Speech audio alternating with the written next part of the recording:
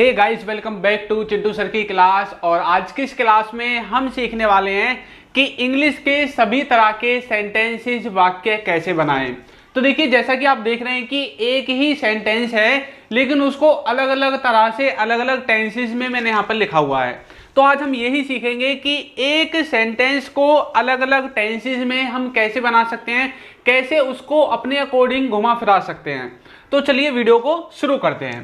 तो देखिए, सबसे पहले आपको एक बात याद रखनी है, वो क्या है, कोई भी जब आप सेंटेंसेस बनाओगे इंग्लिश ग्रामर में तो वहां पर सबसे ज्यादा जो इंपॉर्टेंट बात है वो होता है सेंटेंस को बनाने का स्ट्रक्चर। ठीक है, जो भी सेंटेंस आप बनाओगे उसका स्ट्रक्चर सबसे ज्यादा इंपॉर्टेंट होता है, वो आपको आना चाहिए। कोई भी साधारण वाक्य यदि आपका है, कोई भी सिंपल सेंटेंस है, ठीक है, तो उसको बनाने के लिए सबसे पहले आपको लिखना है सब्जेक्ट, उसके बाद आपको हेल्पिंग वर्ब लिखनी पड़ती है, फिर आपको वर्ब लिखनी है, कौन सी वर्ब, जिसकी फॉर्म्स होती हैं, ठीक है, और उसके बाद आपको आपका ऑब्जेक्ट लिख देना है, या फिर ऑब्जेक्ट के अलावा और भी जो वर्ड्स हैं, अदर वर्ड्स, वो भी आपको अपने सेंटेंस में लिख देने हैं। ये किसी भी सेंटेंस को बनाने का फॉर्मूला है, ये मैंने आपको इसलिए बताया है जिससे कि आगे जब हम सेंटेंस बनाए तो हमें बनाने में मदद हो जाए। ठीक है, अब यदि नेगेटिव बनाने की बात आती है तो आपको हेल्पिंग वर्ब के बाद नॉट लगा देना है बस। ठीक है, हेल्पिंग वर्ब के बाद नॉट लगा देना है। हेल्पिंग वर्ब क्या होती है, जो आप पढ़ते हैं ना, is am are, was were, has have, do does did, ये सब जो वर्ड्स हैं वो आपके हेल्पिंग वर्ब के अंदर आते हैं। किसके अंदर आते हैं? हेल्पिंग वर्ब के अंदर आते हैं। तो चलिए ज्यादा टाइम खराब ना करते हुए अपने मुद्दे पर आते हैं। ठीक है, तो ये वाले कुछ वाक्य हैं, कुछ सेंटेंसेज हैं जिनको हमें बनाना है। अब एक बार हम इसको पहले पढ़ लेते हैं, तब हमें और अच्छे से समझ में आएगा। यहां पर लिखा हुआ है, वे स्कूल जाते हैं, वे स्कूल जा रहे हैं, वे स्कूल जाते तो हैं, वे स्कूल जा चुके हैं। इसी तरह से वे स्कूल जा रहे थे, ये पास्ट का हो गया, वे स्कूल जा चुके थे, ये भी पास्ट का हो गया, वे स्कूल जाएंगे, ये हो गया फ्यूचर के लिए। ठीक है, और वे स्कूल जा रहे होंगे, फ्यूचर की बात कर रहे हैं कि किसी समय में वो स्कूल जा रहे होंगे। ठीक है, और वो स्कूल जा चुके होंगे। तो यहां पर हमने एक चीज देखी कि इसमें मिक्स है, कुछ प्रेजेंट के हैं तो कुछ पास्ट के हैं। देखिए, हिंदी में तो हम पहचान सकते हैं, वाक्य के लास्ट में है तो मतलब प्रेजेंट के हैं, था है या थे है तो मतलब पास्ट के हैं, और होगा होगी इस तरह का है तो मतलब हम फ्यूचर के बारे में बोलना चाहते हैं। तो यहां पर ये जो आपके वाक्य बनेंगे ये वाले, ये किसके हैं? प्रेजेंट के हैं। ठीक है, इसके बाद ये जो दो हैं ये किसके हैं? ये आपके पास्ट के हैं, और उसके बाद फिर से ये जो तीन हैं ये आपके फ्यूचर के हैं। इतना तो हमें हमारे हिंदी के वाक्य को देखकर समझ में आ गया। अब देखिए, मैंने एक ही वाक्य को जितने भी टेंसेस हैं, चाहे प्रेजेंट हो, पास्ट हो, फ्यूचर हो, तीनों में देख लिया है, और इनके भी आपको indefinite, continuous, perfect, perfect continuous, सब कुछ आपको यहीं पर मिल जाएगा। ठीक है, अब सबसे पहले हम एक चीज देखते हैं, इंग्लिश में इन सेंटेंसेस को बनाने के लिए हमने यहां पर एक सेंटेंस लिखा है। ठीक है, अब ये पूरा सेंटेंस नहीं है, वे स्कूल, क्योंकि वे स्कूल इन सब में कॉमन है ना। वे यानी कि दे, वे को हिंदी में तो वे ही कहते हैं लेकिन इंग्लिश में कहते हैं दे। ठीक है, और स्कूल को स्कूल लिख दिया, तो यानी कि ये तो कॉमन है। अब चेंज कहां पर हुआ है? चेंज हुआ है यहां पर। ये हमें क्या बता रहे हैं, ये जो वर्ड्स हैं इंग्लिश में किससे जुड़े हुए हैं? इन वर्ड्स से आप दो चीजें कवर करोगे। क्या? एक तो आपकी आएगी हेल्पिंग वर्ब और एक आएगी वर्ब। क्या आएगी? हेल्पिंग वर्ब और वर्ब। हेल्पिंग वर्ब और वर्ब कहां पर लगाएंगे? हेल्पिंग वर्ब तो लगेगी सब्जेक्ट के बाद, जैसा कि हमने यहां पर पढ़ा था, हेल्पिंग वर्ब हमारी सब्जेक्ट के बाद लगती है और हेल्पिंग वर्ब के बाद लगेगी वर्ब। ठीक है, अब देखिए यहां पर क्या हो गया, यहां पर हमने जो सब्जेक्ट है उसको लिख दिया है और लास्ट में जो हमारे अदर वर्ड्स में आता है उसको हमने लिख दिया है। पहला सेंटेंस पढ़ते हैं, वे स्कूल जाते हैं, वे स्कूल जाते हैं। तो ये जो सेंटेंस है ना, ये कुछ कुछ आपको ऐसा लग रहा होगा कि प्रेजेंट के इंडेफिनिट का है, कोई कुछ करता है। वे स्कूल जाते हैं, वो नहाते हैं, वो गाते हैं, वो खाते हैं, वो सोते हैं, वो पढ़ते हैं, वो लिखते हैं। तो कोई किसी काम को करता है, या फिर जब आप अपनी हैबिट वगैरह बताते हैं तो सेंटेंस किस में बन जाता है? प्रेजेंट के इंडेफिनिट में बन जाता है, या फिर कोई भी यूनिवर्सल ट्रूथ हो उसको भी बनाने के लिए हम प्रेजेंट इंडेफिनिट का इस्तेमाल करेंगे। ठीक है, तो वे जाते हैं। तो प्रेजेंट इंडेफिनिट का जो सेंटेंसेज होते हैं उनको बनाने के लिए फॉर्मूला क्या होता है आपका? उनको बनाने के लिए फॉर्मूला होता है सबसे पहले सब्जेक्ट। अब देखिए, प्रेजेंट इंडेफिनिट में हेल्पिंग वर्ब हमारी नहीं होती है साधारण वाक्यों में, तो हम क्या करते हैं, डायरेक्ट वर्ब की फर्स्ट फॉर्म लिख देते हैं और SEIS लगाएंगे अगर थर्ड पर्सन सिंगुलर होगा सब्जेक्ट तो, और उसके बाद लास्ट में आपका ऑब्जेक्ट लिख देते हैं। ठीक है, ये होता है हमारे सेंटेंसेस को बनाने का फॉर्मूला प्रेजेंट इंडेफिनिट का। तो सब्जेक्ट तो हमने लिख ही रखा है दे, उसके बाद वर्ब लिखनी है, वर्ब की भी फर्स्ट फॉर्म। ठीक है, तो वर्ब क्या है यहाँ पर, जाना। ये जो भी सेंटेंसेज होंगे इन सब में जो वर्ब की फॉर्म होगी वो होगी गो। ठीक है, अब गो की फॉर्म्स चलेंगी। गो की जो सेकंड फॉर्म है वेंट हो जाएगा, ठीक है, गॉन हो जाएगा, गोइंग हो जाएगा, ये चलेंगी। ठीक है, तो ये बात भी आपको याद रखनी है। ये है फर्स्ट, सेकंड, थर्ड और फोर्थ। ठीक है, तो इधर मैंने लिख दिया। तो फर्स्ट फॉर्म हमें गो लिखनी है, सब्जेक्ट के बाद हमें लिखनी है गो। ठीक है, दे गो, और उसके बाद टू स्कूल, तो वे स्कूल जाते हैं। ठीक है, वे स्कूल जाते हैं, they go to school. Present indefinite का सेंटेंस है, बन गया। किसका था, प्रेजेंट में इंडेफिनिट का था। दूसरा है वे स्कूल जा रहे हैं, वे स्कूल जा रहे हैं। कोई व्यक्ति किसी काम को अभी कर रहा है, अभी मैंने पूछा भाई वो कहाँ जा रहे हैं या फिर वो क्या कर रहे हैं, तो किसी ने मुझे जवाब दिया वे तो स्कूल जा रहे हैं, है ना। तो मतलब कोई काम अभी हो रहा है, प्रेजेंट में है और अभी हो ही रहा है। तो आपको प्रेजेंट कॉन्टिन्यूअस का इस्तेमाल करना है। किसका, प्रेजेंट कॉन्टिन्यूअस का। और प्रेजेंट कॉन्टिन्यूअस के जब सेंटेंसेज बनाते हैं ना, तो उसमें देखिए हमें क्या करना है, उसमें हमें हेल्पिंग वर्ब की भी जरूरत पड़ती है। ठीक है, किसकी जरूरत पड़ती है, हेल्पिंग वर्ब की। तो चलिए एक बार अच्छे से उसको लिख देते हैं ताकि हमारे समझ में और ज्यादा अच्छे से आ जाए। ठीक है, तो सेंटेंस क्या था, सब्जेक्ट, उसके बाद हेल्पिंग वर्ब, वर्ब और फिर ऑब्जेक्ट। तो अब हमें क्या करना है, हेल्पिंग वर्ब कौन सी इस्तेमाल करनी है, हेल्पिंग वर्ब इस्तेमाल करनी है इज एम आर। ठीक है, प्रेजेंट कॉन्टिन्यूअस में हमें is am are helping verb लगानी पड़ती है। तो मतलब हमारा क्या है, दे। अब दे के बाद हम क्या लगाएंगे, दे के बाद हम इसमें से ना तो इज लगा सकते हैं ना एम, हम लगाएंगे आर। ठीक है, दे आर। उसके बाद हेल्पिंग वर्ब के बाद हमें लगानी है वर्ब। अब आप जानते हैं जब इज एम आर आता है तो इनके साथ जो वर्ब है वो वर्ब की फर्स्ट फॉर्म के साथ आईएनजी आती है ना। तो वर्ब की फर्स्ट फॉर्म क्या आती है हमारी, गो। अब गो के साथ आईएनजी, गोइंग। तो कैसे बोलेंगे, दे आर गोइंग। ठीक है, they are going to school. इस तरह से आप सेंटेंस बनाएंगे। किसका सेंटेंस है, प्रेजेंट के कॉन्टिन्यूअस का। इस तरह से आपको पहचानना है। वे स्कूल जाते तो हैं, ये तो पहली बार सुना है ना। वे किसी काम को करते तो हैं, वे स्कूल जाते तो हैं, वे पढ़ते तो हैं, वे खाते तो हैं, वे सोते तो हैं। तो कोई किसी काम को करता तो है। अब यहां पर आप क्या कर रहे हैं, आप अपने सेंटेंस में जिस काम के बारे में बता रहे हैं ना, उस काम पर जोर देकर सेंटेंस को बोल रहे हैं ना, उस काम पर आप बल दे रहे हैं, भाई वो करता तो है इस काम को। तो जब आपको इस तरह का सेंस मिलता है तो तब आपको क्या करना है, आपको डूडल्स के द्वारा ऐसे सेंटेंसेस बनाने हैं। तो हम इसको कैसे बनाएंगे, देखिए इनमें ये वाला स्ट्रक्चर फॉलो नहीं होगा। इनको कैसे बनाएंगे, तो इनको बनाने के लिए हमें क्या करना है, इनको बनाने के लिए हमें बोलना है दे।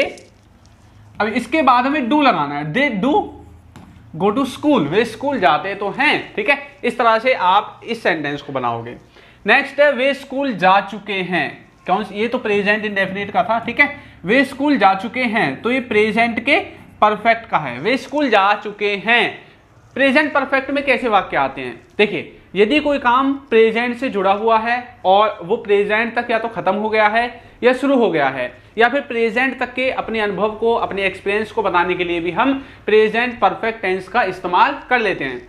अब जो प्रेजेंट परफेक्ट टेंस है इसमें हमारी हेल्पिंग वर्ब क्या आती है, प्रेजेंट परफेक्ट टेंस में हमारी हेल्पिंग वर्ब क्या होती है बताइए। प्रेजेंट परफेक्ट टेंस में हमारी हेल्पिंग वर्ब होती है हैज और हैव। क्या होती है, हैज हैव। और आप जानते हैं हैज हैव के साथ हमेशा वर्ब की थर्ड फॉर्म लगती है। कौन सी फॉर्म, थर्ड फॉर्म। तो ये प्रेजेंट परफेक्ट है। अब देखिए कुछ बच्चे इसमें भी कंफ्यूज हैं कि हैज हैव का इस्तेमाल कहां पर करेंगे, तो देखिए मैं बता देता हूं, ही, सी और इट, इनके साथ आपको क्या करना है, हैज का इस्तेमाल करना है। इसके अलावा जो भी बच गया जैसे कि आई, वी, यू, दे, इन सब के साथ है, तो दे है तो दे के साथ तो हमें हैव का ही इस्तेमाल करना पड़ेगा। तो कैसे बोलेंगे, सबसे पहले हम लिखेंगे दे के बाद, अब हमें क्या लिखना है, दे के बाद हमें लिखना है यहां पर दे हैव। ठीक है, और इसके साथ वर्ब की थर्ड फॉर्म। अब वर्ब क्या थी, गो, गो की थर्ड फॉर्म क्या है, गॉन। तो कैसे बोलेंगे, दे हैव गॉन। ठीक है, they have gone to school, इस तरह से आप बोल सकते हैं। ठीक, समझ में आ गया आपको कैसे सेंटेंस को बनाना है। तो प्रेजेंट का परफेक्ट है ये भी हमारे समझ में आ गया। आगे देखिए, उसके बाद हमारा आता है वे स्कूल जा रहे थे। पास्ट का आ गया भैया अब तो, है ना। वे स्कूल जा रहे थे, कोई व्यक्ति किसी काम को पास्ट में कर रहा था, वो स्कूल जा रहे थे, वो पढ़ रहे थे, वो सो रहे थे, वो गा रहे थे, वो नाच रहे थे, वो हंस रहे थे, वो फोन चला रहे थे, है ना। तो कोई किसी काम को कर रहा था पास्ट में। अब यह पास्ट में है और किसी काम को कर रहा था, कॉन्टिन्यूटी भी है साथ में, तो मतलब पास्ट का कॉन्टिन्यूअस टेंस हो गया। और पास्ट का जो कॉन्टिन्यूअस टेंस है उसके सेंटेंसेस को बनाने के लिए, पास्ट के कॉन्टिन्यूअस जो टेंस है उसके सेंटेंसेस को बनाने के लिए हमारी जो हेल्पिंग वर्ब होती है वो होती है वाज और वर। और वाज वर के साथ आपको वर्ब की फर्स्ट फॉर्म में आईएनजी लगानी पड़ती है। क्या करनी पड़ती है?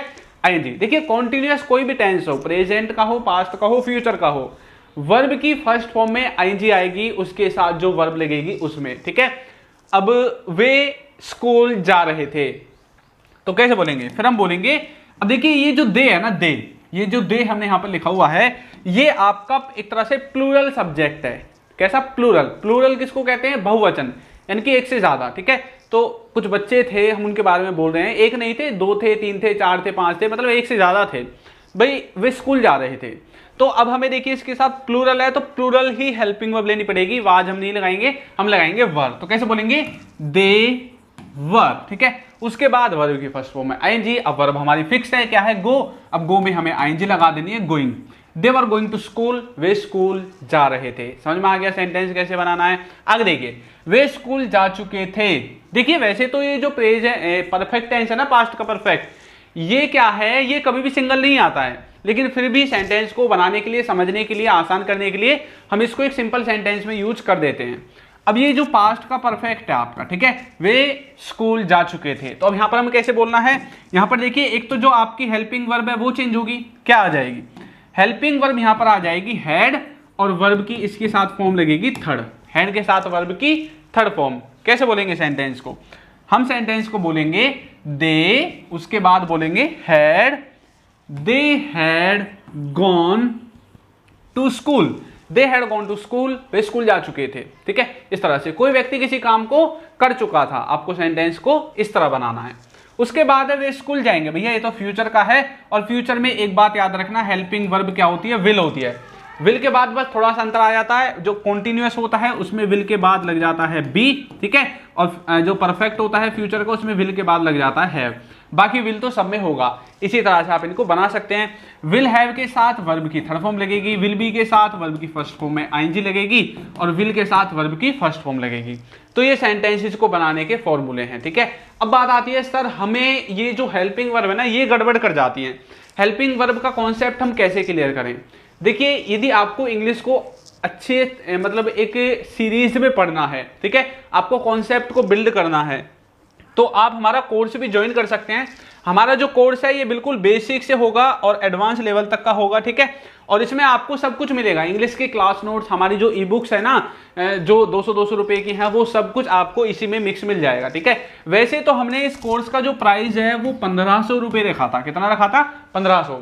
लेकिन बच्चे बोल रहे थे कि सर थोड़ा डिस्काउंट दीजिए शुरू में अभी, तो बच्चों के बोलने पर मैंने इसमें एक डिस्काउंट दिया है कि आपको इसमें क्या अप्लाई करना है? 1200 या फिर 1000, ठीक है।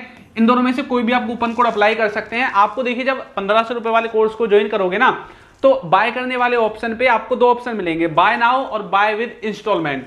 आप इंस्टॉलमेंट में खरीदोगे तो आपको 500 करके 3 महीने में देना है, ठीक है, जैसे ईएमआई आप भरते हैं ना उस तरह से, ठीक है, तब भी आप दे सकते हैं। या फिर आपको वन टाइम ऑफर लेना है तो आप डायरेक्ट जाइए और उसमें जो कूपन कोड का ऑप्शन होगा उसमें 1000 लिख देना, आपका जो कोर्स में जो डिस्काउंट होगा वो आपको मिल जाएगा। अब देखिए ये तो देख लीजिए ऐप का नाम क्या है। ऐप का नाम है अल्फा स्पोकन इंग्लिश। ऐप का लोगो ये है। आप डायरेक्ट जाकर प्ले स्टोर पर सर्च कर सकते हैं अल्फा स्पोकन इंग्लिश, या फिर हमारे डिस्क्रिप्शन में भी लिंक आपको मिल जाएगा, वहां से जाकर भी आप इसको डाउनलोड कर सकते हैं। बाकी हमारी जो ई बुक्स वगैरह हैं वो सब भी आपको हमारे ऐप में ही मिल जाएंगी, यदि आपको उनको परचेज करना है तो, ठीक है। और यदि अभी तक आपने हमें इंस्टाग्राम पर, फेसबुक पर और टेलीग्राम पर फॉलो नहीं किया है तो कर लीजिए। इंस्टाग्राम पर और फेसबुक पर फॉलो करना है, लेकिन टेलीग्राम पर हमें ज्वाइन करना है। इंग्लिश विद चिंटू जाना, सर्च करना और वहां पर ज्वाइन हो जाना ग्रुप में। बहुत सारे बच्चे, 1000 से ज्यादा बच्चे जुड़ चुके हैं, और उसमें आपको पीडीएफ वगैरह है वो सब कुछ मिलेगी। हमारी लाइव क्लासेस की अपडेट्स जो भी होती हैं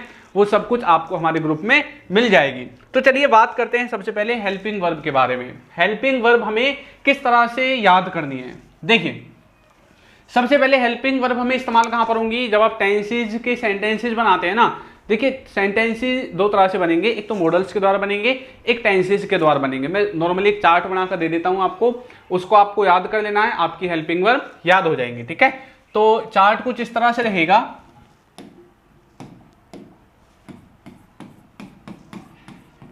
डू, डज, डिड और विल। ठीक है, इधर हम लिख देते हैं इज, एम आर, वाज, वर, ठीक, और विल भी।